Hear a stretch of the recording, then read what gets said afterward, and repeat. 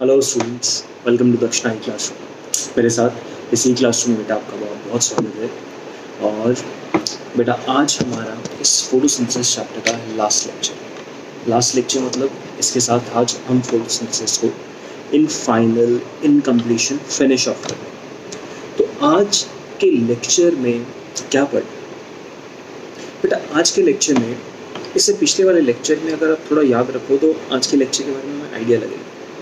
इससे लास्ट वाले लेक्चर में हम C4 बायोसिंथेटिक पाथवे कंप्लीट कर चुके थे, इजंट इट? एक रिमाइंडर के तौर पे हमें देखते हैं कि हमने शुरुआत से लेकर अभी तक इस लेक्चर में, इस चैप्टर में क्या किया। सबसे पहले हमने बेटा हिस्ट्री पढ़ी, अलग अलग एक्सपेरिमेंट्स की डिटेल्स देखी, हमने अलग अलग साइंटिस्ट का किया गया काम देखा और उनके अंदर अलग अलग साइंटिस्ट ने, किसी ने लाइट की प्रेजेंस बताई, किसी ने बताया कार्बन डाइऑक्साइड ज़रूरी है, सब कुछ किस तरीके से अलग अलग साइंटिस्ट ने सारा का सारा रिएक्शन किया। Cornelius van Niel, purple sulphur bacteria, ये सब चलता है। फोटोसिंथेसिस को समझने लगे तो फिर हमारे पास क्वेश्चन आया कि फोटोसिंथेसिस करता कौन है? फोटोसिंथेसिस करेगा, फोटोसिंथेसिस में आपको लाइट को कैप्चर करना था ना, तो कौन करेगा? प्लांट में क्लोरोप्लास्ट करेगा। और क्लोरोप्लास्ट कहाँ है? प्लांट के जो ग्रीन पार्ट्स हैं वहाँ पे क्लोरोप्लास्ट होता है। अब क्वेश्चन ये नेक्स्ट बनता है, are the green parts of the plant only located within the leaves? तो इसका आंसर होगा नो। ग्रीन पार्ट्स में लीव्स तो पक्का आएंगे, लेकिन लीव्स के अलावा बाकी अलग अलग एरियाज भी हो सकते हैं। समझ पाए था? तो अब प्लांट के ग्रीन पार्ट्स की बात हुई, लीव्स और प्लांट के अलग ग्रीन एरियाज, तो वहाँ पे पेरेन्काइमेटस सेल्स होंगे। वो पेरेन्काइमेटस सेल्स जो हैं उनके अंदर क्लोरोप्लास्ट होगा और क्लोरोप्लास्ट के अंदर स्ट्रक्चर में हमें मिलेंगे थाइलाकॉइड्स। ध्यान से सुनते रहना और आपको रियलाइज होगा, आपको सब कुछ आता है। ये जो क्लोरोप्लास्ट है बेटा, इन क्लोरोप्लास्ट में थाइलाकॉइड्स जो हैं वो दो तरीके के, एक स्ट्रोमा थाइलाकॉइड्स जिनको हम फ्रेट भी कह सकते हैं, और दूसरा आपके पास ग्रेना थाइलाकॉइड। इन थाइलाकॉइड्स की मेम्ब्रेन्स के अंदर एसोसिएटेड होते हैं, इन मेम्ब्रेन्स के अंदर जुड़ के बैठे हुए हैं आपके पिगमेंट्स। पिगमेंट्स के नाम पे आपको क्लोरोफिल मिल सकता है और आपको कैरोटीनॉइड्स मिल सकता है, ये अपने को याद है। क्लोरोफिल की बात करते हैं तो हमें क्लोरोफिल A, B और C, D, C, D, E इस तरीके से मिलते हैं। कैरोटीनॉइड्स के नाम पे हमें कैरोटीन मिल सकता है, ज़ैंथोफिल्स मिल सकते हैं, ये टाइप ऑफ हमने देखे थे। यहाँ पे ज़रा फोकस ये वाला स्ट्रक्चर इंपॉर्टेंट था। इस स्ट्रक्चर में हमने ये वाला जो डायग्राम देखा, ये क्लोरोफिल का स्ट्रक्चर है। और for the sake of information I would want to tell you that the structure of chlorophyll is very similar to the structure of hemoglobin. आप ये ऊपर porphyrin हेड देख रहे हो बेटा, ये सेम porphyrin स्ट्रक्चर होता है हीमोग्लोबिन में, बस अंदर मैग्नीशियम की जगह क्या पड़ा होता है? आयरन पड़ा होता है। आपको पता है ना कि ब्लड में हीमोग्लोबिन बनाने के लिए हमें आयरन चाहिए होता है। क्यों? क्योंकि वहाँ पे मैग्नीशियम की जगह कौन सी चीज़ होती है? वहाँ पर होता है हमारे पास आयरन। यहाँ तक डन? बहुत शाबाश। आगे बढ़ते हैं। हमने डिफरेंट टाइप ऑफ पिगमेंट्स का एब्जॉर्प्शन एंड एक्शन स्पेक्ट्रम को ऑब्जर्व किया और रियलाइज़ किया कि photosynthesis predominantly blue and red regions के अंदर होती है। इतना हमारा फिनिश हुआ। फिर अगर हम पिगमेंट सिस्टम में क्लोरोफिल को इम्पॉर्टेंट मानते थे तो बेटा क्लोरोफिल से साथ एसोसिएटेड हमने पिगमेंट सिस्टम्स देखे, तो हमारे पास दो फोटो सिस्टम्स बनते हैं, photo system 1, photo system 2। Photo system 1 में रिएक्शन सेंटर जो होता है, फोटो सिस्टम 1 के अंदर रिएक्शन सेंटर जो होता है क्लोरोफिल A का मॉलिक्यूल, वो होता है P700। और फोटो सिस्टम 2 में कौन सा होता है? P680। ये दोनों बात हम लोग समझते हैं। तो P700 एक तरफ, P680 एक तरफ, इतनी हमारी कहानी चलती है। ये लाइट एब्जॉर्ब करते हैं, लाइट एब्जॉर्ब करने के बाद इलेक्ट्रॉन एमिट करते हैं, पूरा इलेक्ट्रॉन ट्रांसपोर्ट सिस्टम होता है। और फाइनली इस प्रोसेस में जहाँ पे फोटो सिस्टम से लाइट एब्जॉर्ब करी, इलेक्ट्रॉन को डोनेट किया, इलेक्ट्रॉन का इलेक्ट्रॉन ट्रांसपोर्ट चेन में मूवमेंट हुआ। इस पूरे प्रोसेस के रिस्पॉन्स में आपके पास क्या बनता है? ATP बनता है और NADPH बनता है। इतना समझ लो। ये जो मैं पार्ट की बात कर रहा हूँ बेटा, ये लाइट रिएक्शन है, क्योंकि लाइट की मदद से एब्जॉर्ब किया पिगमेंट ने, इलेक्ट्रॉन निकाला, तो ये लाइट रिएक्शन था। इस लाइट रिएक्शन के बाद आपके पास प्रोडक्ट में ATP बनता है और दूसरा बनता है NADPH। ठीक? तो बेटा लाइट रिएक्शन में ATP बनता है कैसे? लाइट रिएक्शन में जब इलेक्ट्रॉन ट्रांसपोर्ट होता है, जब फोटोलाइसिस ऑफ वाटर होता है, जब ये सब फिनोमेना होते हैं ना बेटा, तो इस दौरान क्या होता है, H पॉजिटिव थाइलाकॉइड ल्यूमन के अंदर एक्यूमुलेट होता है और एक ग्रेडियंट बनता है, और ग्रेडियंट बनने की वजह से वहाँ पे अब उस ल्यूमन में एक स्ट्रक्चर होता है जिसको कहते हैं ATP सिंथेस। क्या कहते हैं, ATP सिंथेस। तो ATP सिंथेस के दो यूनिट CF0 एंड CF1। तो जो ये H पॉजिटिव CF0 से होके CF1 से जब निकलता है तो ADP प्लस इनऑर्गेनिक फॉस्फेट मिल के बनाता है ATP। इतना हम लोगों को अगर याद है तो आपने ये वाली बात केमियो-ऑस्मोटिक हाइपोथेसिस में याद रखी। हमने जब ये फोटो सिस्टम्स चलाए तो इलेक्ट्रॉन ट्रांसपोर्ट चेन चलाई तो यहाँ पे हमारे पास हाइड्रोजन आया। NADP ने जब H पॉजिटिव के साथ बाइंड किया तो हाइड्रोजन स्ट्रोमा में कम किया। अब ये प्रोसेस होता गया और इस प्रोसेस के बाद में एंड में ये ATP सिंथेस पूरा का पूरा है। और ATP सिंथेस बेटा यहाँ पे क्या काम कर रहा है, इस तरीके से ATP सिंथेस अपने अंदर से बाहर से H पॉजिटिव, अंदर से H पॉजिटिव लेके बाहर निकाल रहा है और इसके रिस्पॉन्स में जो चीज़ अपने पास बन जा रही है वो ATP बन रही है। ये स्ट्रक्चर पूरा ATP सिंथेस। तो ये फॉर्मेशन ऑफ ATP किस तरीके से हो रहे हैं ये हमें केमियो-ऑस्मोटिक थ्योरी समझाती है। ATP बना, NADPH बना, ये और ये दोनों हमारे पास जो है प्रोडक्ट्स हैं light reaction. Light reaction cyclical तरीके से हो सकता है, नॉन साइक्लिकल तरीके से हो सकता है, उसकी डिटेल्स आपको अच्छे से आती है। तो प्रोडक्ट जो लाइट रिएक्शन के हैं वो प्रोडक्ट डार्क रिएक्शन में यूज हो रहे हैं। तो पहला क्वेश्चन, डार्क रिएक्शन होता क्या है? डार्क रिएक्शन इस एरिया में होता है आउटसाइड दी थाइलाकॉइड। इस थाइलाकॉइड के बाहर इस एरिया को हम स्ट्रोमा कहते हैं, यहाँ पे डार्क रिएक्शन होता है। तो बेटा अगर स्ट्रोमा के अंदर डार्क रिएक्शन हो रहा है तो डार्क रिएक्शन को हम लोग बायोसिंथेटिक पाथवे टर्म करते हैं। ये बात आप समझ सकते हैं ना। तो बायोसिंथेटिक पाथवे जब हम टर्म करते हैं तो ये बायोसिंथेटिक पाथवे हमें जिसको नाम दे देते हैं डार्क रिएक्शन। ये बायोसिंथेटिक पाथवे कहाँ हो रहे हैं बेटा, ये इनकी लोकेशन है स्ट्रोमा, और ये अलग अलग प्लांट में अलग अलग तरीके से हो सकता है। किसी किसी प्लांट में बायोसिंथेटिक पाथवे C3 साइकिल के थ्रू होगा, किसी प्लांट में C4 साइकिल के थ्रू, किसी प्लांट में कैम साइकिल के थ्रू। यानी मैं तीनों साइकिल्स का नाम लिख दिया, C3 cycle, C4 cycle, CAM cycle. पहला क्वेश्चन, C3 साइकिल को कैल्विन साइकिल कहते हैं, C4 साइकिल को क्या कहते हैं, हैच एंड स्लैक पाथवे। ठीक, मैंने आपको कहा था लिखने। तीसरा कैम साइकिल, इसकी फुल फॉर्म आज पढ़ा। C3 साइकिल के अंदर आप क्या करते हो, RUPP लेते हो, 5 कार्बन का स्ट्रक्चर है, इसको CO2 के साथ फिक्सेशन करा के आप 3 कार्बन का फॉस्फोग्लिसरिक एसिड बना डालते हैं। ठीक है, हम C4 साइकिल के अंदर आपके पास PEP लेते हैं और PEP को हम कार्बन डाइऑक्साइड से जोड़ते हैं, तो ये 3 कार्बन, ये 4 कार्बन और यहाँ पे ऑक्सैलो एसिटिक एसिड बन जाता है 4 कार्बन का स्ट्रक्चर। फोकस करने में मालूम लगता है क्योंकि 4 कार्बन का स्ट्रक्चर है इसलिए साइकिल का नाम C4।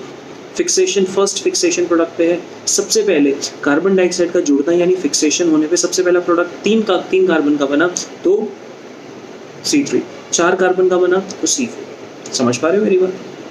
ये तो अब यहाँ पे हमने एक और डिफरेंस पढ़ा कि जो C3 प्लांट्स होते हैं इनके अंदर फोटो रेस्पिरेशन भी होता है, और फोटो रेस्पिरेशन के लिए मेरा एक क्वेश्चन जो आप खुद ब खुद आंसर करोगे, 3 ऑर्गेनेलीज इन्वॉल्व। 3 ऑर्गेनेलीज इन्वॉल्व कौन कौन से वो 3 ऑर्गेनेलीज हैं जिसके अंदर फोटो रेस्पिरेशन होता है, जिसके अंदर 3 ऑर्गेनेलीज जो फोटो रेस्पिरेशन प्रोसेस में इन्वॉल्व होते हैं। बेटा ये बात आपने पढ़ ली।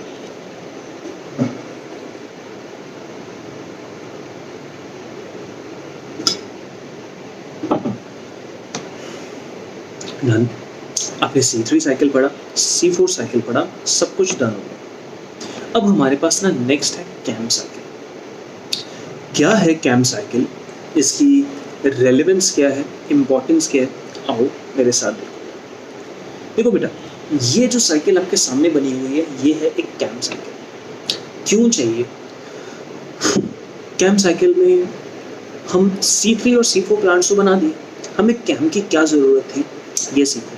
ये थ्योरी ना आपको NCERT में लिखी है ना नोट्स में लिखी है, तो इस थ्योरी को आप सुनेंगे, मैं इस थ्योरी को पढ़ाऊंगा, समझेंगे अच्छे से और वीडियो पॉज करके ये सारी की सारी थ्योरी अपने लिए खुद ब खुद अपने शब्दों में लिखेंगे। समझो मेरी बात। आपको फोटोसिंथेसिस करना है बेटा, तो अगर आपको फोटोसिंथेसिस करना है तो फोटोसिंथेसिस के लिए कार्बन डाइऑक्साइड चाहते हो, you want carbon dioxide, right?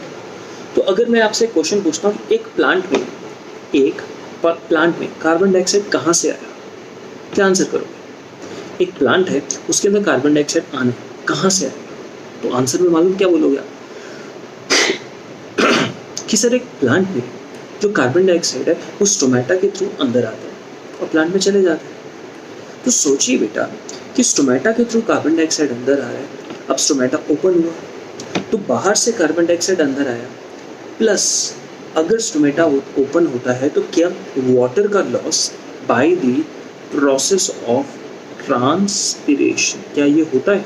मेरा क्वेश्चन ये है कि अगर कार्बन डाइऑक्साइड एक स्टोमेटा के थ्रू, यहाँ पे ये मैं स्टोमेटा इस तरीके से कहता हूँ, ये स्टोमेटा है, इसके थ्रू अगर अंदर कार्बन डाइऑक्साइड आया तो याद रखना स्टोमेटा के थ्रू वाटर का लॉस भी होता है, पानी इवापोरेट होकर बाहर निकलता है। चलेगा, सब प्लांट्स का अपना नुकसान हो रहा है, पानी का लॉस हो रहा है, इवापोरेशन हो रही है, बट प्लांट जानता है कि भाई जब तक मैं चलो पानी का लॉस करा के मुझे खाना तो मिल रहा है, तो पानी तो मैं ज़मीन से ऑब्टेन करते रहूँगा, खाना मुझे खुद बनाना है, तो पानी उड़ गया तो कोई टेंशन नहीं, एटलीस्ट मैं खाना बनाने के लिए CO2 को ले तो आया।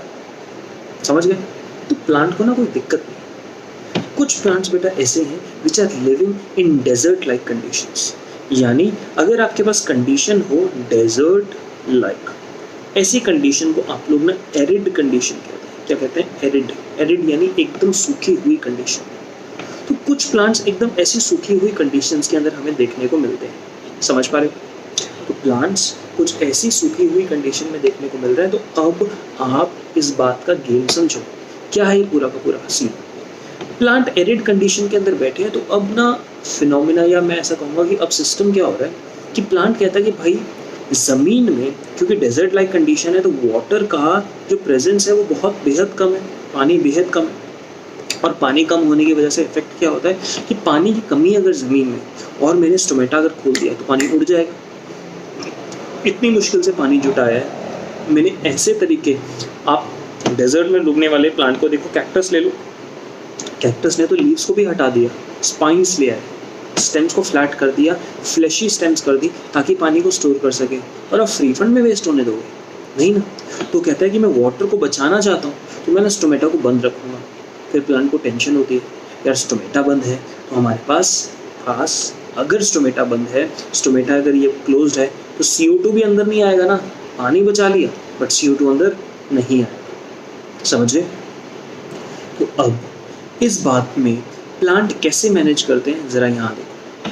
प्लांट कहते हैं कि हम भाई एक रात का वक्त लेते हैं और एक दिन का वक्त लेते हैं। इन दोनों पॉइंट फोकस कीजिएगा बेटा। एक रात का वक्त लीजिए और एक दिन का वक्त लीजिए। और प्लांट कहता है कि I am taking this 2 different time spans, one is during the night and one is during the day. रात के वक्त एक फ़ायदा ये है कि अगर मैंने स्टोमेटा खोल दिया तो पानी का लॉस जो होगा वो बहुत कम होगा। क्यों? रात को सूरज चमक रहा है? नहीं। रात को गर्मी उतनी ज़्यादा है? नहीं। तो अगर टेम्परेचर बहुत ज़्यादा नहीं होगा तो जायज़ सी बात है बेटा, इवेपोरेशन यानी पानी का लॉस कम होगा। तो प्लांट कहता है कि मैं क्या करता हूँ, रात को ना इस तरीके से स्टोमेटा खोलता हूँ और स्टोमेटा खोलने के बाद ना गैस को अंदर ले लेता हूँ और कार्बन डाइऑक्साइड को अंदर लेता हूँ।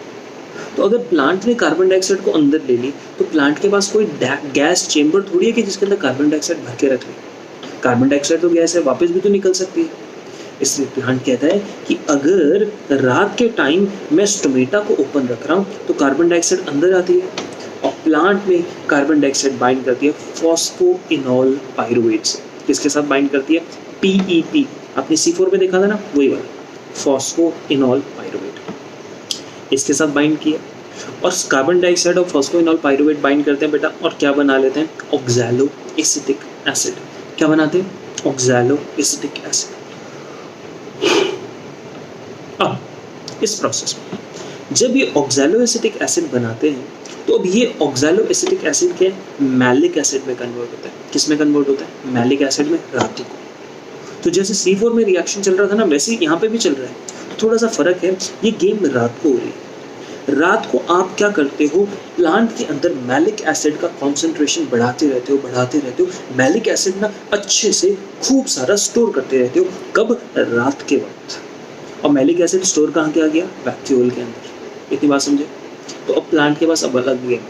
प्लांट कहता है कि भाई मैं मैलिक एसिड तो स्टोर कर चुका हूँ, तो अब मुझे क्या करना है। कहते हैं ठीक है मैलिक एसिड स्टोर कर लिया, अब मुझे फिक्सेशन करनी है। क्या करनी है? फिक्सेशन करनी है, यानी सॉरी फिक्सेशन नहीं बोलूँगा, मुझे ग्लूकोज बनाना है, क्योंकि फिक्स तो यहाँ हो चुका है, मैंने मैलिक एसिड स्टोर कर लिया, अब मुझे ग्लूकोज बनाना है। तो ग्लूकोज बनाने का क्या तरीका है? देखो भैया ग्लूकोज बनाना है यानी आपको कौन सी साइकिल चलानी है? C3 cycle. समझ पा रहे हो? हमेशा चाहे आप C3 प्लांट लो, चाहे C4 प्लांट लो, चाहे कैम प्लांट लो, तीनों प्लांट के अंदर इन तीनों प्लांट के अंदर अगर आपको ग्लूकोज बनाना है तो आप C3 साइकिल चलाते हैं। ये बात आप मेरी ध्यान रखिएगा। C3 प्लांट में तो ऑब्वियसली C3 साइकिल हो रहा है, C4 प्लांट में भी C3 साइकिल हुआ था कि नहीं हुआ था? यहाँ पे देखो इस C4 प्लांट ने अगर खाना बनाना है तो यहाँ पे वो C3 साइकिल करके अपना ग्लूकोज बनाया था। यस, उसी तरीके से ये प्लांट भी C3 साइकिल से बनाना चाहता है। तो प्लांट को अगर C3 साइकिल जाएगा, अगर प्लांट C3 साइकिल का इस्तेमाल करेगा तो क्या प्लांट को ATP चाहिए? यस। क्या प्लांट को NADPH2 चाहिए? यस। अब प्रॉब्लम ये है कि रात के वक्त लाइट नहीं तो लाइट रिएक्शन नहीं तो ATP और NADPH2 ये दोनों नहीं बन रहे। तो इफेक्ट में क्या होता है? इफेक्ट में बेटा ये वाली कहानी होती है जो अपने को अपने सामने दिखाई दे रही है। इस इफेक्ट में हमें एक चीज़ मालूम लगती है कि जो ये हमारा प्लांट है ना, ये प्लांट के साथ गेम क्या हो रहा है, ये दिन का वेट करता है। जैसे डे आता है ATP बनना शुरू होता है, NADPH बनना शुरू होता है, तो ये जो मैलिक एसिड है, ये मैलिक एसिड दिन के टाइम टूटता है। एक कार्बन डाइऑक्साइड चार का था तो एक कार्बन डाइऑक्साइड निकाल के अलग कर दिया, और जो बचे हुए 3 कार्बन थे वो 3 कार्बन से पायरुविक एसिड कन्वर्ट हुआ और पायरुविक एसिड प्लांट के अंदर स्टोर हो गया। ये जो कार्बन डाइऑक्साइड निकला ये C3 साइकिल के पास जाएगा और अपना काम चलेगा। ध्यान रखो दिन के टाइम स्टोमेटा जो है वो क्लोज्ड मैनर के अंदर पड़ा है। दिन के टाइम देखो यहाँ पे मैं लाल कर रहा हूँ, स्टोमेटा इज क्लोज्ड। तो अंदर से मैलिक एसिड जो एक्यूमुलेटेड था वो एक कार्बन डाइऑक्साइड के सोर्स की तरह काम कर रहा है। बात यहाँ पे आपको क्लियर हुई? अगर यहाँ पे बात क्लियर हुई तो ये हमारे पास पूरा का पूरा क्रसुलेशियन एसिड मेटाबॉलिज्म साइकिल।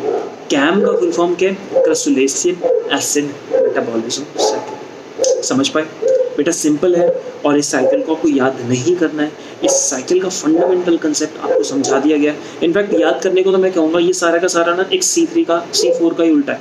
C4 में भी पेप बनता है, ऑक्सैलोएसिटिक एसिड बनता है, पायरुवेट बनता है, सब कुछ देखो C4 के अंदर पेप दिख रहा है आपको? PEP, oxaloacetic acid, malic acid, pyruvic acid, ये चारों चीज़ें यहाँ पर भी है। बस वहाँ पे दिन और रात का फ़र्क है। आपको एक्चुअली अगर C4 याद है आपको कैम भी अपने आप याद हो जाएगी। कुछ खास टेंशन लेने वाली बात नहीं है। इतना हो गया बेटा अपने को। तो यहाँ पर हमारी कैम साइकिल फिनिश। और लास्ट चीज़ जो मैं आपको बताना चाहता हूँ कि प्रोडक्टिविटी, कि अगर आप अपने पास C3 प्लांट रखिए सामने, दूसरा C4 और तीसरा CA कैम वाला प्लांट, तीनों प्लांट को आप बराबर रख दीजिए। और फिर मैं आपसे क्वेश्चन पूछता हूँ कि मैं सनलाइट, पानी, कार्बन डाइऑक्साइड तीनों को बराबर दें, और बराबर देने से कौन से प्लांट की प्रोडक्टिविटी ज़्यादा है, कौन सा प्लांट पर यूनिट टाइम ज़्यादा ग्लूकोज बनाएगा और कौन सा कम बनाएगा, उसको मैं प्रोडक्टिविटी डिफाइन कर रहा हूँ कि पर यूनिट टाइम कितना किसने ग्लूकोज बनाया। तो जो C4 प्लांट था वो सबसे ज़्यादा ग्लूकोज बनाता है, सबसे ज़्यादा प्रोडक्टिविटी C4 की होती है, उसके बाद C3 की और उसके बाद कैम प्लांट की। ये वैल्यूज़ आपको याद रखनी है। On the level, on the scale of productivity, how are we dividing the different plants? This is thing in front of you. तो effectively डार्क रिएक्शन बेटा यहाँ फिनिश होता है। अब इस चैप्टर का लास्ट वाला सेगमेंट, जिस लास्ट वाले सेगमेंट में आपसे क्वेश्चन पूछा जाता है, what are the factors which affect the photosynthesis.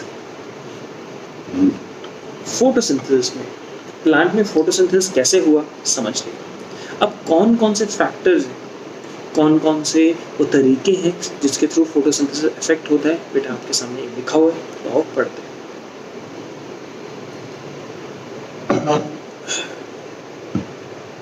Simple है बहुत। Factors which affect the photosynthesis. An understanding of the factors that affect photosynthesis is necessary. जायज़। The rate of photosynthesis is very important in determining the yield of the plant, including crop plants. आपको किसी plant के बारे में पता हो कि यार ये खाना पीना, मिनरल्स, पानी, कार्बन डाइऑक्साइड कम यूज़ करती है और उत्पादन, रिजल्ट, यील्ड ज़्यादा देती है, तो फ़ायदा हुआ ना। आप यही चाहोगे ना कि रॉ मटेरियल कम इस्तेमाल हो, प्रोडक्ट फाइनल से ज़्यादा बने, यानी आप किसी चीज़ की इकोनॉमिक इंपॉर्टेंस को नापने की कोशिश कर रहे हो। तो हमें इसलिए प्लांट की यील्ड डिटरमाइन करना यानी प्रोडक्टिविटी डिटरमाइन करना जरूरी होता है। Photosynthesis is under the influence of several factors both internal and external. तो मैं क्या करता हूँ, मैंने ना क्या किया, एक ना प्लांट लिया और उसको ना अपने घर के बाजू में लगा दिया। फिर मैंने एक प्लांट लिया जो मैं शिमला जाके लगाया, एक प्लांट लिया मैंने महाराष्ट्र में लगा दिया, एक प्लांट लिया मैंने कहाँ लगा दिया, समझ लो मैंने केरला में जाके लगा दिया, सेम प्लांट। अब ये प्लांट शिमला में, चंडीगढ़ में, महाराष्ट्र में और केरला में, ये चारों जगह मैंने लगा चुका हूँ। तो बेटा अगर ये चारों जगह मैं ये वाला प्लांट लगा चुका हूँ अगर, तो आप खुद बताओ इन चारों जगह इस प्लांट को टेम्परेचर, लाइट, अलग अलग एनवायरनमेंट का, कार्बन डाइऑक्साइड का कंसंट्रेशन, ये सब कुछ अलग अलग हिसाब से मिलेंगे, अलग अलग अमाउंट में मिलेगी। तो प्लांट का फोटोसिंथेसिस हो सकता है इन चारों में से किसी एरिया में ज़्यादा हो और हो सकता है किसी एरिया में कम हो, डिपेंड करता है प्लांट पे। समझ आए? सोचो इस बात को कि एक प्लांट है एक्स नाम का, उसको मैं एक हिमाचल में लगाता हूँ, एक केरला में लगाता हूँ। तो प्लांट जो वो है वो ना हिमाचल के अंदर अच्छे से ग्रो नहीं करता क्योंकि हिमाचल में टेम्परेचर बड़ा ठंडा है, लेकिन केरला में ना एकदम फर्स्ट क्लास ग्रो करता है। समझ गया? टेम्परेचर का इफेक्ट दिखा रहा। अब ये एक दूसरा प्लांट ये है कि जो हिमाचल और केरला दोनों तरफ मैं कंपेयर करने की कोशिश कर रहा हूँ। एप्पल का प्लांट, एप्पल के बाग, the orchards of apple, orchard कहते हैं, सॉरी, ऑर्चार्ड्स ऑफ एप्पल, वो शिमला में आपको मिल जाएंगे। कश्मीर और शिमला से बहुत ज़्यादा एप्पल्स आते हैं ना बेटा। तो एप्पल जो है वो कश्मीर में या शिमला में लगता है, ठंडे इलाके में लगता है, वो केरला में नहीं लगता। यानी वो डिपेंड करता है प्लांट कैसा है। पहला वाला एक्स प्लांट केरला में हाईयर टेम्परेचर में अच्छे से ग्रो कर रहा था, दूसरा वाला प्लांट जो एप्पल वाला प्लांट है उसको ठंडा इलाका चाहिए। तो आप समझो मेरी बात, it depends on the plant which plant can grow at which kind of condition. जायज़ बात है कि एक्सटर्नल कंडीशन प्लांट को इफेक्ट करती हैं, लेकिन प्लांट की इंटरनल कंडीशन भी उसके फोटोसिंथेसिस, इफेक्टिवली उसके ग्रोथ और उसके लाइफ स्पैन को इफेक्ट करते हैं। बात क्लियर करते हैं? The plant factors include the number, size, age, orientation of leaves, mesophyll cells and chloroplast, internal CO2 concentration and amount of chlorophyll। बेटा ये कौन से फैक्टर्स हैं? ये प्लांट के इंटरनल फैक्टर्स की बात हो रही है। इंटरनल फैक्टर्स में क्या कहा है? नंबर, प्लांट के अंदर कितने क्लोरोप्लास्ट है, साइज, प्लांट का साइज कितना है, प्लांट का एज कितना है, प्लांट में ओरिएंटेशन ऑफ लीव्स कैसा है। समझो इस बात को कि अगर आप प्लांट के अंदर लीफ देखते हैं तो लीफ बेटा इस तरीके से भी हो सकती है, इस तरीके से भी हो सकती है। तो प्लांट में लीफ ओरिएंटेशन कैसी है? सोचो सनलाइट ऐसे पड़ रही है, मेरी उंगलियां सनलाइट है, लीफ ऐसे हुई तो सनलाइट कम पड़ेगी, लीफ ऐसे हुई तो इतने एरिया में सनलाइट ज़्यादा पड़ेगी। डिपेंड करता है लीफ का ओरिएंटेशन कैसा है। मीजोफिल सेल्स, एक प्लांट की लीफ में मीजोफिल सेल्स ज़्यादा हैं, कम है, कितने डेंसिटी पैक्ड हैं, कैसे हैं, सब कुछ। Number of chloroplast, internal CO2 concentration, किसी प्लांट के अंदर, सेल के अंदर CO2 की कॉन्सेंट्रेशन कितनी ज़्यादा है। अमाउंट ऑफ क्लोरोफिल, क्लोरोफिल का अमाउंट ज़्यादा है, कम है। प्लांट में अगर वेरीगेटेड लीफ हो तो कुछ एरियाज में क्लोरोफिल गायब हुआ। तो ये सारे के सारे internal factors, right. The plant और इंटरनल फैक्टर्स, प्लांट फैक्टर्स यानी internal factors are dependent on the genetic predisposition. Genetic predisposition का मतलब क्या होता है कि वो प्लांट के इंटरनल जेनेटिक्स पे डिपेंड करता है। जेनेटिक्स डिफाइन करते हैं कि प्लांट के आपके पास नंबर ऑफ क्लोरोप्लास्ट कितने हैं, मेसोफिल सेल कितने हैं, प्लांट की ये सब चीज़ें, ओरिएंटेशन ऑफ लीव्स, सब कुछ प्लांट के जीन्स पे डिपेंड करता है कि कैसा होगा plant. The external factors would include the availability of sunlight, sunlight external factor में पहला, दूसरा टेम्परेचर, तीसरा CO2 कॉन्सेंट्रेशन एंड चौथा वाटर। यानी आपको चार फैक्टर्स मिलेंगे, sunlight, temperature, CO2 concentration and water. ये चार एक्सटर्नल फैक्टर्स हैं जो प्लांट में फोटोसिंथेसिस को अफेक्ट करते हैं। बोलो सनलाइट करेगा, खुद का दिमाग लगाओ, यस। टेम्परेचर इफेक्ट करेगा, यस। क्यों? सोचिए ना, प्लांट में आपके पास आपको बनाना है, समझ लो, what you have to make, you have to make this glucose. Glucose बनाने के लिए आपको बायोसिंथेटिक पाथवे करना है। एक एग्जांपल बायोसिंथेटिक पाथवे में एंजाइम आपको बताया रुबिस्को। C4 प्लांट हो तो पेप्केस, पेप्केस के अलावा C4 प्लांट पे C3 का रुबिस्को भी मिलता है। समझ रहे हो मेरी बात? तो प्लांट में ग्लूकोज बनाने के लिए मल्टी स्टेप केमिकल रिएक्शन है, तो एंजाइम है, एंजाइम टेम्परेचर से अफेक्ट होते हैं। यस, क्या CO2 कॉन्सेंट्रेशन अफेक्ट करती है? फोटो रेस्पिरेशन पढ़ के तो 100% बोल सकते हैं। और वाटर इफेक्ट करता है? यस बेटा, वाटर इफेक्ट करता है। कैसे बताऊँ? As a plant photosynthesizes, all these factors will simultaneously affect its rate. जैसे जैसे प्लांट फोटोसिंथेसिस करेगा, ये सब फैक्टर्स उसके फोटोसिंथेसिस का रेट यानी एफिशिएंसी इफेक्ट करते हैं, चाहे वो फैक्टर इंटरनल हो चाहे external. Hence, though several factors interact and simultaneously affect photosynthesis or carbon dioxide fixation, usually one factor is the major cause, etc. Usually one factor is the major cause and is one that limits the rate. ये line थोड़ी सी मुश्किल है, समझो। हम 4 factors को लेके चलते हैं, 1 2 3 4। ये 4 फैक्टर्स हैं, प्लांट के अंदर मिलते हैं। बेटा इन 4 फैक्टर्स की अगर बात करी जाती है तो मैं यहाँ पे ना आपको कुछ कहना चाहता हूँ कि ये जो 4 अलग अलग फैक्टर्स हैं ना, ये प्लांट में फोटोसिंथेसिस को अफेक्ट करते हैं। इस बात में तो अपने को कोई शक ही नहीं, ये फोटोसिंथेसिस को अफेक्ट करते हैं। तो मेरी बात ध्यान से सुनो। आपके पास आटा, जिसको फ्लोर कहते हैं, घी, नमक, दाल, ये 4 चीज। आटे से रोटी बनेगी, घी और नमक आप दाल में डालेंगे और इससे कंप्लीट एक फूड बन जाएगा। ठीक है, अब कंडीशन क्या है कि आप खाना पेट भर के खाना खाना चाहते हो। अब कंडीशन क्या है कि आप पेट भर के खाना खाने के लिए आपको ये भी ज़रूरी है, घी भी अप्रोप्रिएट अमाउंट में ज़रूरी है, नमक भी अप्रोप्रिएट अमाउंट में ज़रूरी है, दाल भी। आपके पास कच्ची दाल है, अब दाल को तड़का लगाओगे, नमक वगैरह डालोगे, तो बेटा अगर नमक की कमी हो तो क्या खाना टेस्टी होगा? पूर्ण रूप से 100% कंप्लीट होगा? नहीं। अगर घी नहीं होगा तो तड़का नहीं लगा पाओगे, राइट? अगर आटा नहीं होगा तो रोटी नहीं बनेगी, तो खाना आपका इनकम्प्लीट होगा। अगर घी और नमक नहीं होगा तब भी। यानी अब कंडीशन में क्या है, चारों फैक्टर का एक साथ होना बिल्कुल ज़रूरी है और सही मात्रा में होना ज़रूरी है। ठीक, तो कंडीशन यहाँ पे ज़रा अच्छे से एक और बात फोकस करना कि हमने यहाँ पे आटा, घी, तेल, नमक ये सब ले लिया। ठीक है, अब आपको खानी है 8 रोटी, 2 बाउल दाल। ठीक, आपको 8 रोटी खानी है और 2 बाउल दाल खानी है। तो 8 रोटी खाने के लिए आटा जितना चाहिए है, अब आपके पास सोचो, मैं 2 लेवल्स दिखाता हूँ। 4 रोटी, 1 बाउल दाल। तो बेटा 4 रोटी और 1 बाउल दाल बनाने के लिए आपको जो रिक्वायरमेंट थी, आपको आपके पास आटा जो है, समझ लीजिए, आटा आपके पास 1 kg है एंड 1 kg दाल है। ठीक है, 1 kg दाल, 1 kg आटा, 100 ग्राम नमक है और आपके पास 50 ग्राम घी है। ये हमारे पास पड़ा। तो 1 kg आटे से 4 रोटी बन जाती है, बिल्कुल आसानी से बन जाती है। आधे kg से आटे से बन जाती है। 1 kg दाल से 1 बोल दाल बन जाती है, पूरा का पूरा।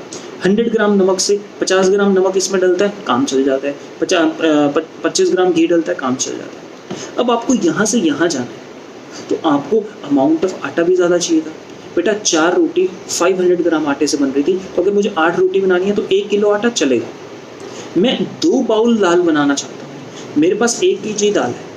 अगर 1 kg दाल में सिर्फ 1 बाउल बनता था तो यहाँ पर 2 बाउल दाल बनाने के लिए मेरे पास 2 kg चाहिए ना, लेकिन मेरे पास है कितना? 1 kg। मेरे पास जितना नमक चाहिए था 2 किलो बनाने के लिए, 2 बाउल दाल बनाने के लिए है, जितना घी चाहिए था घी की प्रेजेंस भी है। चारों में से इस बार हमें कमी किस चीज़ की पड़ गई है? दाल की पड़ गई है। तो वो लोग खाना पूरा पड़ पाएगा? नहीं। यानी अब ये जो 4 फैक्टर्स हैं, ये 4 फैक्टर्स क्या कहते हैं कि अब आप इन चारों फैक्टर को साथ लेके चल रहे हो। अब आप 8 रोटी और 2 बाउल दाल खाना चाहते थे, लेकिन आपका खाना बीच में रुक गया, लिमिट हो गया, क्योंकि दाल अपनी रिस्पेक्टेबल कम अमाउंट से बाकी चीज़ों के कंपैरिजन में कम है। 2 किलो दाल चाहिए थी, लेकिन दाल सिर्फ और सिर्फ 1 किलो है। और ये स्टेटमेंट को ध्यान से पढ़ना, ये स्टेटमेंट क्या कहता है? Hence Though several factors interact and simultaneously affect photosynthesis, और photosynthesis यानी कार्बन डाइऑक्साइड फिक्सेशन को अफेक्ट करने वाले बहुत सारे फैक्टर्स हैं. Usually one factor is the major cause or one factor is the one that limits the rate. उनमें से रेट, खाना खाने की स्पीड को कम हो गया ना क्योंकि दाल की कमी है. खाना खाना आपका कम हो गया, अनसक्सेसफुल है क्योंकि दाल की कमी हो गई. समझ पा रहे हो? आप सिर्फ 4 रोटी खा पाओगे और 1 बाउल दाल खा पाओगे क्योंकि एक्स्ट्रा दाल खत्म. तो फोटोसिंथेसिस जितनी होनी चाहिए थी हुई नहीं. Rate and I should say rate of photosynthesis और आई शुड से आपके पास अमाउंट ऑफ फोटोसिंथेसिस लिमिट हो गया. क्लियर? तो इन चारों फैक्टर्स में से अगर कोई भी कमी हो, किसी एक की भी कमी हो, तो अब आपके पास कहते हैं कि rate, hence at any point the rate will be determined by the factor available at the suboptimal levels. दाल आपको 2 kg चाहिए थी लेकिन वो सब ऑप्टिमल लेवल यानी ऑप्टिमम से नीचे, सब मतलब नीचे, तो ऑप्टिमम से नीचे 1 किलो है, तो आपके पास दाल से काम नहीं चलेगा. इस टाइम दाल ही है जो आपका रेट डिफाइन कर रही है. रेट डिफाइन कर रही है कैसे? देखो, रेट का मतलब मैं सिंपल से समझाता हूँ. Rate is speed. आपकी स्पीड है 1 घंटे के अंदर तुम 8 रोटी और 2 बाउल दाल खा जाते हो. ठीक. अब कंडीशन क्या है? एक किसके अंदर? 1 घंटे के अंदर. ये तुम्हारा स्पीड है. 8 rotis plus 2 bowl dal per hour, that is your speed. अब कंडीशन क्या है कि दाल बेटा 2 kg की जगह 1 kg है, यानी 1 बाउल बना. तो अब आप 1 बाउल दाल के साथ 1 घंटे में क्या खा पाओगे? 4 रोटी और 1 बाउल दाल. तो अब टाइम 1 आवर ही है, लेकिन आप कितना खा पाए? 4 रोटी एंड 1 बाउल दाल. आप क्या यही चीज़ 1 घंटे में खा पाए? यस, क्योंकि कमी थी. दाल आपके पास 2 की जगह कितना था? 1 kg था. समझ पाए? तो इससे किसी एक सब्सटेंस का अमाउंट अपने ऑप्टिमम लेवल से कम होने से इफेक्ट क्या पड़ता है? जो नेट रेट होता है उसके ऊपर असर पड़ जाता है. यानी एट एनी पॉइंट, जो कोई भी किसी भी टाइम पे, rate will be determined by the factor available at सब ऑप्टिमल लेवल्स. बोलो, बात क्लियर हुई? यहाँ तक डन हो गया. आगे बढ़ो. When several factors affect any biochemical process, Blackman's law of limiting factors come into effect. This states following. ध्यान से पढ़ना, ये लाइन डेफिनेशन याद होनी चाहिए. If a chemical process is affected by more than one factor, यहाँ पे chemical process photosynthesis है और उसको affect करने के लिए 4 external factors है, then its rate will be determined by the factor which is nearest to its minimum value. यानी जो फैक्टर सबसे कम होगा वो पूरे प्रोसेस की स्पीड को डिफाइन करेगा. समझ पाए? ओके. अब यहाँ पे हम पढ़ते हैं, लाइट की स्टडी करते हैं. We need to distinguish between light quality, light intensity and duration of exposure to light. बेटा, जब हम लाइट की स्टडी करते हैं तो लाइट के साथ एसोसिएटेड 3 फैक्टर्स होते हैं: light quality, light intensity and light duration. Light का क्वालिटी का मतलब क्या जो लाइट आ रही है वो ग्रीन आ रही है, ब्लू आ रही है, किस तरीके की लाइट आ रही है, येलो आ रही है, रेड आ रही है, या फिर एक वाइट लाइट जो सन से मिलती है, कैसी लाइट आ रही है, इसको हम लाइट क्वालिटी कहते हैं. लाइट इंटेंसिटी, लाइट की सनरेज जो अर्थ पे पहुंचती है वो कैसे पहुंचती है. देखो, सर्दियों में भी सब चीज़ उतनी ही ब्राइट होती है, लेकिन सर्दी के दौरान आप धूप में बैठ सकते हैं. क्यों? क्योंकि धूप की ना किरणें इतनी गर्म नहीं होती. वो इंटेंसिटी डिफाइन करती है. अगर मैं जोग्राफिकल टर्म्स में, अगर जियोलॉजिकल टर्म्स में बोलूँ तो अगर लाइट की रेज डायरेक्ट ऊपर से ओवरहेड पड़ती हैं तो इंटेंसिटी ज़्यादा होती है. अगर वो स्लैंटिंग पड़ती है वो कम होती है. क्यों? क्योंकि जब समर्स यहाँ पे विंटर्स चलती हैं तो सन सदर्न हेमिस्फेयर में होता है, तो लाइट की रेज को ज़्यादा डिस्टेंस ट्रैवल करना पड़ता है, तो लाइट की रेज आपको स्लैंटिंग आती है, हेंस उनकी इंटेंसिटी कम होती है. ये एक जोग्राफिकल डेफिनेशन है. आपको समझ आता तो ठीक है, नहीं समझ आता तो इंटेंसिटी समझ लीजिए कि लाइट के अंदर रेज में गर्मी कितनी है. इंटेंसिटी ज़्यादा यानी लाइट की रेस में गर्मी ज़्यादा, इंटेंसिटी कम तो सनलाइट की रेस में गर्मी कम. जायज़ बात. और तीसरा, duration of exposure to light. कितनी देर लाइट मिल रही है. आप एक प्लांट को उठा के 15 मिनट के लिए बाहर रखते हो और वापस ले आते हो तो फोटोसिंथेसिस हो जाएगा? सिर्फ 15 मिनट के लिए तो हो पाएगा, 20 मिनट के लिए हो पाएगा, उससे ज़्यादा तो नहीं. तो टाइम भी डिपेंड करता है कि कितनी देर प्लांट को फोटोसिंथेसिस करने को मिला. There is a linear relationship between incident light and CO2 fixation rate at low light intensities. अगर लाइट कम है, देखो अब क्या है, मेरे पास थी 4 रोटी, 2 बाउल दाल. थोड़ा सा ना चेंज करते हैं. मेरे पास यहाँ पे चेंज करने में, मैं इजी करने के बाद 2 kg दाल है मेरे पास, और मेरे पास पहले 4 रोटी थी.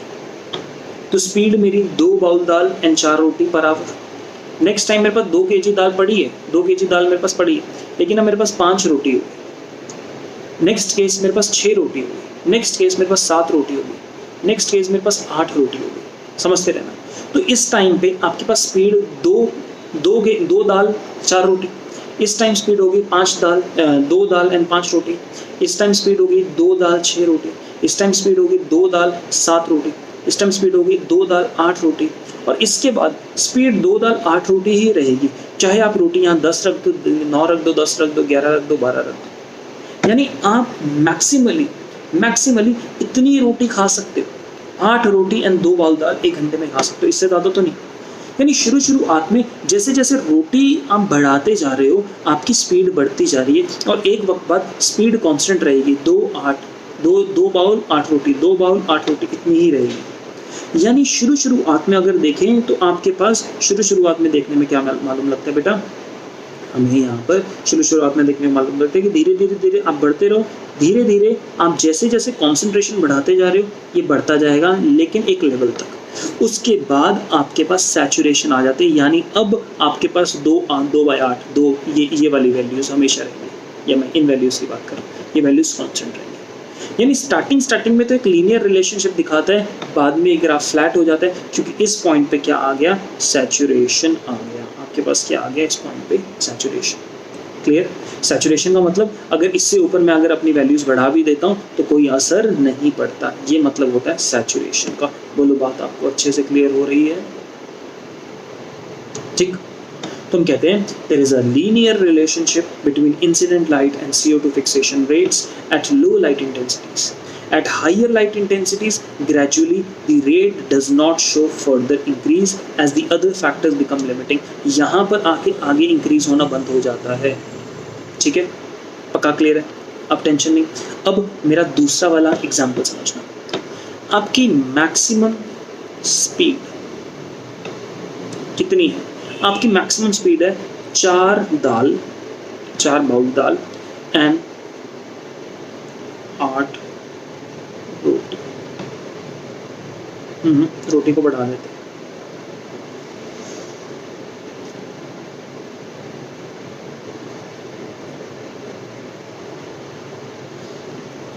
ठीक है, आपकी ये मैक्सिमम वैल्यू। अब आपके पास अवेलेबल है 2 बाउल दाल एंड 4 रोटी। तो पहले केस में स्पीड है, अब बाउल 2 है, आपके पास रोटी 5 बढ़ा दो, स्पीड बढ़ गई। अब बाउल 2 है, स्पीड बढ़ा दो, बाउल 2 है, देखो आप स्पीड रोटी बढ़ाते रहो, आपकी स्पीड बढ़ती जाएगी। अब बाउल उतने ही है, स्पीड बढ़ रही है, बाउल उतना ही, स्पीड बढ़ रही है। नेक्स्ट केस, आप रोटी बढ़ाओ, 2 बाउल दाल है, रोटी आपने कितनी कर दी, 9, लेकिन बेटा 2 बाउल दाल है, रोटी 9 है, अब आपकी स्पीड नहीं बढ़ेगी। क्यों? क्योंकि एक बाउल के साथ आप सिर्फ 4 रोटी खा सकते हो। मान के चलो एक बाउल के साथ आप 4 रोटी खा सकते हो, तो 2 बाउल के साथ मैक्सिमली कितनी रोटी खा सकते हो, 8 रोटी खा पाओगे ना। तो यहाँ पे अगर आपने 9 रोटी अवेलेबल भी करी, तो यानी 8 + 1 करें, तो 1 रोटी वेस्ट होगी, क्योंकि 8 रोटी के साथ 2 बाउल खत्म हो जाएगा। अब 1 रोटी खाने के लिए हमारे पास कोई दाल नहीं है। तो दैट मीन्स पहले केस में यहाँ पे roti was the limiting factor, but यहाँ से dal becomes the limiting factor. तो अगर मैं इस केस के अंदर, अब ऊपर वाले केस के अंदर अपनी दाल का अमाउंट बढ़ाता हूँ, तब जाके मेरा काम, मेरी स्पीड बढ़ पाएगी। तो यहाँ पे ये एक सेंटेंस कहता है, और ये सेंटेंस समझना ज़रूरी है।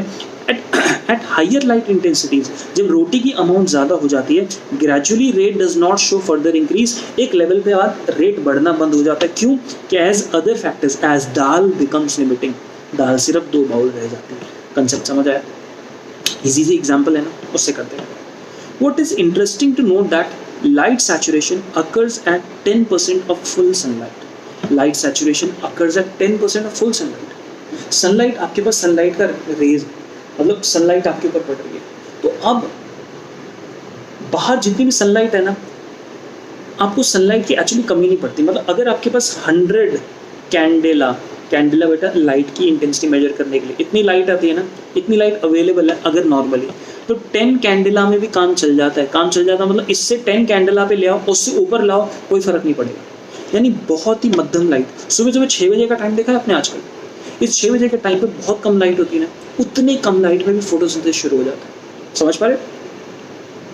Hence, except for plant in shade or dense forest, light is really a limiting factor.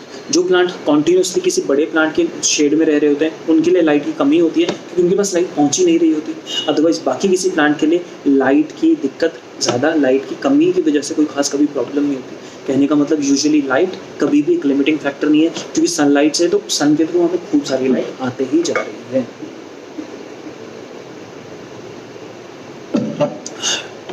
एक लाइन, एक सेकेंड। इंक्रीज इन, ध्यान से मेरी बात सुनना, इंक्रीज इन इंसिडेंट लाइट यानी जो लाइट आ रही है beyond a point causes break down of chlorophyll and decrease in photosynthesis. बेटा लाइट अगर एक ज़रूरत से ज़्यादा है तो आप ज़रूरत से ज़्यादा लाइट इंटेंसिटी यानी लाइट की बढ़ जाए तो उससे क्लोरोफिल टूट जाता है, क्योंकि यहाँ पे प्रोसेस हो जाता है सोलराइजेशन का। सोलराइजेशन क्या होता है? सोलराइजेशन एक प्रोसेस होता है जिसकी वजह से ज़्यादा इंटेंसिटी की लाइट क्या करती है? अपना नुकसान कर देती है। नुकसान कैसे करती है? ज़्यादा इंटेंसिटी की लाइट क्लोरोफिल को, स्ट्रक्चर को डिग्रेड कर देती है। नेक्स्ट है carbon dioxide concentration. Simple, carbon dioxide concentration हमारे एटमॉस्फेयर में 0.03 है। अब क्या हुआ? अभी बहुत कम है, 0.03 से 0.04। तो यूजुअली हमारे एटमॉस्फेयर में कार्बन डाइऑक्साइड की कॉन्सेंट्रेशन कम है और अभी के लिए ये एक मेजर लिमिटिंग फैक्टर है। ये बात ध्यान रखना, कार्बन डाइऑक्साइड की कमी अभी हमारे प्लांट्स के लिए लिमिटिंग फैक्टर है। अगर कार्बन डाइऑक्साइड की 0.04 से वैल्यू 0.05 तक बढ़ गई तो बढ़िया काम है, लेकिन अगर 0.05 से आगे बढ़ गई तो उसका इफेक्ट नुकसानदायक है। ये बात आपको समझना है। मैं ये वाला पैराग्राफ की अब आपको क्या करवाऊंगा, मैं इस पैराग्राफ की आपको अंडरस्टैंडिंग दे दूंगा, रीडिंग आपको खुद करनी। देखो, कार्बन डाइऑक्साइड हमारे एनवायरनमेंट में लिमिटिंग फैक्टर है, यानी कार्बन डाइऑक्साइड जो है वो अभी कमी है। कमी इन द सेंस मतलब जितना होना चाहिए उससे कम है अकॉर्डिंग टू प्लांट्स। अगर प्लांट्स की देखी जाए, हमारे अकॉर्डिंग कार्बन डाइऑक्साइड बहुत ज़्यादा है, ह्यूमंस के अकॉर्डिंग की घर में भैया ग्लोबल वार्मिंग बहुत ज़्यादा हो रही है, लेकिन प्लांट्स कहते हैं अगर एटमॉस्फेयर में इतना है, आप अगर इतना कर दोगे तो मेरा बढ़िया से काम हो जाएगा, क्योंकि कार्बन डाइऑक्साइड जितनी ज़रूरत होगी उतना मिल जाएगा। तो अब ये वाली बात है, अगर आपके पास याद रखना, अगर 0.05 से बियॉन्ड दिस, अगर इस लेवल से ज़्यादा हो जाते हैं तो it becomes damaging over longer periods, इससे इफेक्ट होता है। ये याद रखना है, ये स्टार पॉइंट है। अब मेरे पास क्वेश्चन बनता है कि कार्बन डाइऑक्साइड को इस्तेमाल C3 और C4 दोनों प्लांट्स करते हैं, तो कौन सा प्लांट कार्बन डाइऑक्साइड को बेहतर तरीके से इस्तेमाल कर पाते हैं? कार्बन डाइऑक्साइड को बेहतर तरीके से इस्तेमाल करने का मतलब ये है कि आप कार्बन डाइऑक्साइड से बढ़िया से काम किस प्लांट में कर पाते हैं। तो खुद का दिमाग लगाओगे तो मालूम लगेगा कि भाई अगर आप देख रहे हो C4 प्लांट को, जो C4 प्लांट है वो कार्बन डाइऑक्साइड को बेटर तरीके से इस्तेमाल कर पाता है। क्यों? क्योंकि C4 प्लांट कार्बन डाइऑक्साइड की अवेलेबिलिटी नियर द रोबस्ट को बढ़ा देता है। तो C4 प्लांट, अगर C4 प्लांट को कम कार्बन डाइऑक्साइड भी दिया तो जाहिर सी बात है वो कम से काम चला सकता है, बढ़िया, लेकिन C3 को ज़्यादा देना पड़ेगा क्योंकि एफिशिएंसी C3 की कम है। समझते हो ना मेरी बात? C4 की एफिशिएंसी ज़्यादा है, C3 की एफिशिएंसी कम है, इसलिए यहाँ पे आपको एक वैल्यूज दे रखी है। वैल्यू है 360 माइक्रो यूनिट्स पर लीटर, माइक्रोलीटर पर लीटर, एंड ये 450। अगर आप कभी भी C3 और C4 प्लांट को देखोगे तो C4 प्लांट कहता है कि अगर मेरे पास इतनी भी, अगर आपके पास चल जाए, अगर इतनी वैल्यू आ जाए तो मेरा काम बढ़िया से चल पड़ेगा। इतने में मतलब इतनी वैल्यू में मैं अपना काम चला सकता। अब देखो, C4 प्लांट कहता है कि वो कम खाना खा के भी बढ़िया चला लेता है, लेकिन C3 कहता है कि मुझे ज़्यादा खाना खाना पड़ेगा क्योंकि मैं खाने से डाइजेशन प्रॉपर नहीं कर पाता, या व्हाट्सएवर, आप कैसे भी समझो इस बात को, मेरी बात क्लियर होनी चाहिए। मैं कहता हूँ कि C4 प्लांट को खाना कम चाहिए। C4 प्लांट को ज़रूरत से ज़्यादा खाना दोगे तो फ़ायदा कुछ नहीं, क्योंकि C4 प्लांट को ना एनर्जी जितनी चाहिए वो कम खाने से भी निकाल लेता है। तो C4 प्लांट कहता है कि अगर तुम मुझे 360 यूनिट्स भी दोगे ना तो मैं इतनी कार्बन डाइऑक्साइड में मस्त काम चला दूँ। लेकिन जो C4 प्लांट है वो कहता है कि आप मुझे 450 दीजिए, यानी C3 प्लांट कहता है मुझे 3.6 रोटी के अंदर मैं अपना काम चला लूँगा, लेकिन C4 प्लांट कहता है कि 3.6 रोटी मेरे लिए कम है क्योंकि मैं 3.6 रोटी से अच्छे से एफिशिएंसी से डिराइव नहीं कर पाता हूँ एनर्जी। तो मुझे क्या करना पड़ेगा, मुझे ज़्यादा उतनी ही एनर्जी डिराइव करने के लिए ज़्यादा रोटी लगेगी, मुझे 4.5 रोटी लगेगी। समझिए, ये वाली बात थी कार्बन डाइऑक्साइड की। नेक्स्ट है टेम्परेचर। बेटा जाहिर सी बात है, आपके पास समझो कि बायोसिंथेटिक पाथवे, अगर कोई पाथवे बायोसिंथेटिक है दैट मीन्स वो पाथवे में केमिकल रिएक्शन हो रहे हैं, दैट मीन्स वहाँ पे एंजाइम्स है। तो जब मैं यहाँ पे बात करता हूँ रुबिस्को की बात करता हूँ और पेप्केज की बात करता हूँ, तो दोनों के दोनों ने कार्बन डाइऑक्साइड को फिक्सेशन करना है। ये जो पेप्केज होता है कैन टॉलरेट हाई टेम्परेचर, यानी C4 के अंदर जो पेप्केज मिलता है वो हाइयर टेम्परेचर को अच्छे से टॉलरेट कर पाता है। C4 में रुबिस्को भी मिलता है, लेकिन रुबिस्को बंडल शीट के अंदर है ना, तो उतनी अंदर तक टेम्परेचर का उतना ज़्यादा प्रोमिनेंट इफेक्ट नहीं है। यहाँ पे पेप्केज हाइयर टेम्परेचर में बढ़िया से काम कर पाता है। तो क्योंकि एंजाइम्स टेम्परेचर से इफेक्ट होते हैं, तो इसलिए हम कह देते हैं कि अगर टेम्परेचर ऑप्टिमम हो, सही अमाउंट पे हो, सही लेवल पे हो, तो बढ़िया से काम चलेगा। समझ पा रहे हो मेरी बात? तो यहाँ पे पेप्केज की कहानी आई बिलीव आपको अच्छे से समझ आ गई। नेक्स्ट देखो रुबिस्को की कहानी अपने को क्या कह रही है, क्या बता रही है। रुबिस्को जो है वो उतने हाइयर टेम्परेचर में बढ़िया से काम नहीं कर पाता, क्योंकि हाइयर टेम्परेचर हो तो वो ऑक्सीजन के साथ बाइंड कर जाएगा। इसलिए C3 प्लांट जो होते हैं वो लोअर टेम्परेचर में बढ़िया अच्छे से काम कर पाते हैं, और C4 प्लांट हाइयर टेम्परेचर में भी अच्छे से काम कर पाते हैं। इतना आप लोग समझ पाए? यहाँ तक अपने को कंप्लीट हो गया। टेम्परेचर ऑप्टिमम बहुत ही ज़्यादा, सही टेम्परेचर होना बहुत ही ज़्यादा ज़रूरी है। Next water. देखो बेटा, डायरेक्टली वाटर इतना तो अवेलेबल होता है प्लांट के पास कि फोटोसिंथेसिस में काम आ जाए, लेकिन अब सोचो कि पानी की अगर कमी हो तो दिक्कत क्या होगी, स्टोमेटा बंद हो जाएगा। सोचो इस बात को, अगर सॉइल में पानी की कमी है तो स्टोमेटा बंद हो जाएंगे, स्टोमेटा बंद होगा तो कार्बन डाइऑक्साइड अंदर नहीं आएगा, कार्बन डाइऑक्साइड अंदर नहीं आएगा तो फोटोसिंथेसिस नहीं होगा। तो इनडायरेक्टली अगर कभी कोई व्यक्ति एक्सप्लेन करने में आता है तो ये बात हमें बहुत अच्छे से क्लियर होनी चाहिए कि when you are trying to explain things indirectly, you must know this fact that कि टेम्परेचर जो वाटर है वो इनडायरेक्टली फोटोसिंथेसिस को कैसे अफेक्ट करता है कि वाटर कम, स्टोमेटा जो होगा वो क्या होगा, क्लोज होगा, और स्टोमेटा क्लोज होगा, फोटोसिंथेसिस होगी नहीं हो जाएगी, क्योंकि कार्बन डाइऑक्साइड की अवेलेबिलिटी नेगेटिव कम हो जाएगी या फिर जीरो हो जाएगी। ये इफेक्ट थे, ये 4 फैक्टर्स थे एक्सटर्नल फैक्टर्स, जिनकी इनमें से पहला की मैंने अच्छे से रीडिंग आपके लिमिटिंग फैक्टर्स सब समझा दिए। बाकी के लिए बाकी आप खुद ब खुद रीड करेंगे एंड मैं जानता हूँ आपको अच्छे से समझ आएगा। यहाँ पे बेटा photosynthesis chapter once and for all with revision complete होता है आपके लिए। बेटा यहाँ पे ये चैप्टर फिनिश हुआ। उम्मीद मैं आपसे एक्सपेक्ट करता हूँ कि बढ़िया से पढ़ोगे, आगे बढ़ते जाओगे, और याद रखना next year rank, next year 4 ज्ञान। खूब मेहनत करो, खूब आगे बढ़ते हो बेटा, फोड़ते रहो। जय हिंद।